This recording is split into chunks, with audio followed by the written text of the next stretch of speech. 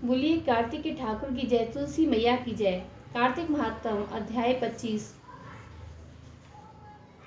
पूजा शुरू करने से पहले हमें अपने गुरु महाराज जी का ध्यान करना चाहिए। गुरु ब्रह्मा गुरु विष्णु गुरु देवो महेश्वरा, गुरु साक्षात पारब्रह्म तस्मै श्री गुरुवे नमः। इसके बाद हमें गणेश जी महाराज जी का ध्यान करना चाहिए। हाथ में फूल और चावल लेकर ही कथा सुने और कहानी का हुंकारा जरूर भरें, जिससे कथा का पूर्ण फल प्राप्त हो सके। एक बार एक बुढ़िया थी। वह मिट्टी के गणेश जी की पूजा किया करती थी। रोज बनाती थी, रोज गल जाते थे। एक दिन बुढ़िया ने देखा कि एक सेठ का मकान बन रहा है। वह मिस्त्री के पास गई और बोली, भैया मेरा पत्थर का गणेश घड़ दो। मिस्त्री बोला कि जब तक हम तेरा पत्थर का गणेश घड़ेंगे जब तक हम पूरी दीवार नहीं चिल लेंगे। बुढ़िया बोली कि राम करे तुम्हारी दीवार टेढ़ी हो जाए। ऐसा कह के बुढ़िया चली गई। शाम को सेठ आया तो उसने पूछा कि आज कुछ भी काम नहीं किया। तो मिस्त्री बोला कि बुढ़िया आई थी, कह रही थी मेरा पत्थर का गणेश घड़ दो। हमने नहीं गढ़ा तो कह गई तुम्हारी दीवार टेढ़ी हो जाए।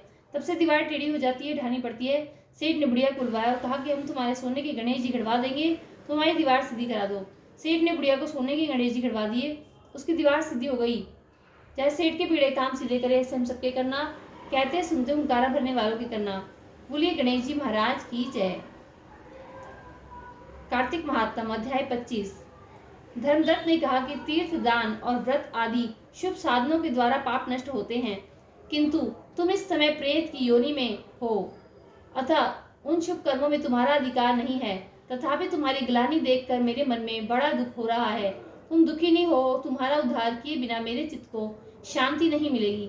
अतः मैंने जन्म से लेकर आज तक जो भी कार्तिक व्रत का अनुष्ठान किया है, उसका आधा पुण्य लेकर तुम उत्तम गति को प्राप्त हो।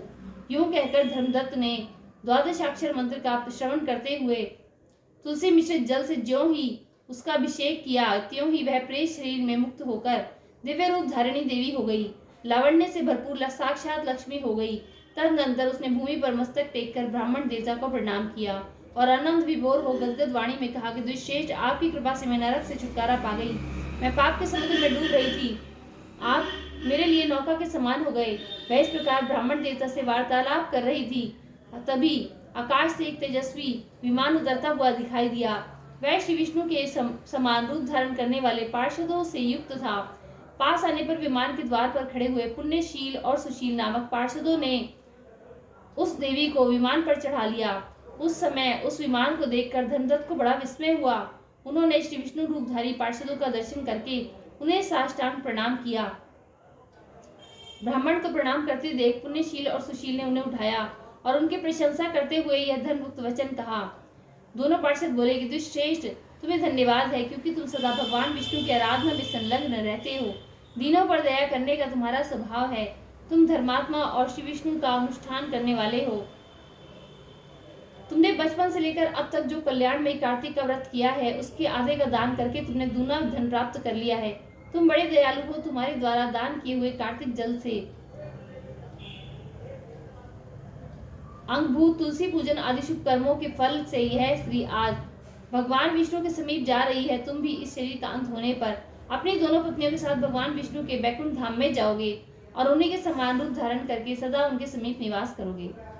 बोलिए कार्तिक के ठाकुर की जय, तुलसी मैया की जय। 25वां अध्याय संपूर्ण। अध्याय 26। नारद जी कहते हैं, इस प्रकार विष्णु पार्षदों के वचन सुनकर धर्मदत्त को बड़ा आश्चर्य हुआ। वे उन्हें साष्टांग प्रणाम करके बोले कि प्राय सभी लोग भक्तों का कष्ट दूर करने वाले श्री विष्णु की यज्ञ, दान, व्रत, तीर्थ, सेवन और तपस्याओं के द्वारा विधि पूर्वक आराधना करते हैं। उन समस्त साधनों में कौन सा ऐसा साधन है जो श्री विष्णु को प्रीतिकारक तथा उनके समीपे की प्राप्ति कराने वाला है? किस साधन का अनुष्ठान करने से उपरित सभी साधनों का अनुष्ठान स्वतः ही हो जाता है? दोनों पार्षदों ने कहा कि ब्राह्मण, तुमने बहुत उत्तम बात पूछी है। अब एकाग्रचित होकर सुनो। हम इतिहास सहित प्राचीन वृत्तांत का वर्णन करते हैं। पहले कांचीपुरी में चोल नामक एक चक्रवर्ती राजा हो गए हैं। राजा चोल जब इस भूमंडल पर शासन करते थे, उस समय कोई भी मनुष्य दरिद्र दुखी नहीं था। उन्होंने इतने यज्ञ किए कि जिसकी कोई गणना नहीं की जा सकती। एक समय की बात है, राजा चोल अनंत शयन नामक तीर्थ में गए। वहां जगदीश्वर श्री विष्णु योग निद्रा का आश्रय ले सो रहे थे। वहां लक्ष्मी नारायण भगवान श्री विष्णु के दिव्य विग्रह की राजा ने विधि पूर्वक पूजा की। मणि, मोती तथा सुवर्णमय के बने हुए सुंदर फूलों से पूजन करके उन्होंने भगवान को साष्टांग प्रणाम किया। प्रणाम करके वे ज्यों ही उठे उसी समय उनकी दृष्टि भगवान के पास आते हुए एक ब्राह्मण पर पड़ी जो उन्हीं के कांची नगरी के निवासी थे। उनका नाम विष्णुदास था। वे भगवान की पूजा के लिए अपने हाथ में तुलसी दल और जल लिए हुए थे। निकट आने पर उन ब्राह्मण ऋषि ने विष्णु सूक्त का पाठ करते हुए देव भगवान विष्णु को स्नान कराया और तुलसी की मंजरी तथा पत्तों से विधिवत पूजा की। राजा चोल ने जो पहले रत्नों से भगवान की पूजा की थी वह सब तुलसी पूजा से ढक गई।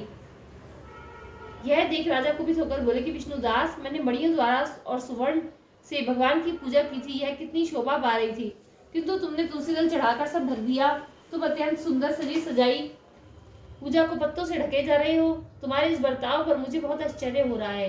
विष्णुदास बोले कि राजन, आपको भक्ति का कुछ भी पता नहीं है, केवल राजलक्ष्मी के कारण आप घमंड कर रहे हैं। बताइए तो आज से पहले आपने कितने वैष्णव व्रतों का पालन किया है। राजा ने कहा कि ब्राह्मण, तुम तो दरिद्र हो और निधन हो, तुम्हें श्री विष्णु को संतुष्ट करने वाले यज्ञ और दान आदि कभी नहीं किए हैं तथा पहले कहीं कोई देवालय भी नहीं बनवाया है। ऐसी दशा में भी तुम्हें अपनी भक्ति का इतना घमंड है। अच्छा, तो आज यहाँ जितने भी श्रेष्ठ ब्राह्मण उपस्थित हैं वे सभी कान खोलकर मेरी बात सुन ले। देखना है कि मैं पहले भगवान विष्णु का दर्शन पाता हूँ या यह, इससे लोगों को स्वयं ही ज्ञात हो जाएगा कि हम दोनों में से किसमें कितनी शक्ति है। दोनों पार्षद बोले कि ब्राह्मण यह कहकर राजा चोल अपने राजभवन को चले गए। उन्होंने महर्षि मुद्गल को आचार्य बनाया, वैष्णव यज्ञ का अनुष्ठान प्रारंभ किया जिसमें बहुत से ऋषियों का समुदाय एकत्रित हुआ, बहुत सा अन्न खर्च किया गया और प्रचुर दक्षिणा बांटी गई। जैसे पूर्व काल के में गया क्षेत्र के भीतर ब्रह्मा जी ने समृद्धशाली यज्ञ का अनुष्ठान किया था, उसी प्रकार राजा चोल ने भी महान यज्ञ आरंभ किया। उधर विष्णुदास भी वहीं भगवान के मंदिर में ठहर गए और श्री विष्णु को संतुष्ट करने वाले शास्त्रोक्त नियमों का भली भांति पालन करते हुए सदा ही व्रत का अनुष्ठान करने लगे। माघ और कार्तिक के व्रत, तुलसी के बगीचे का भली भांति पालन,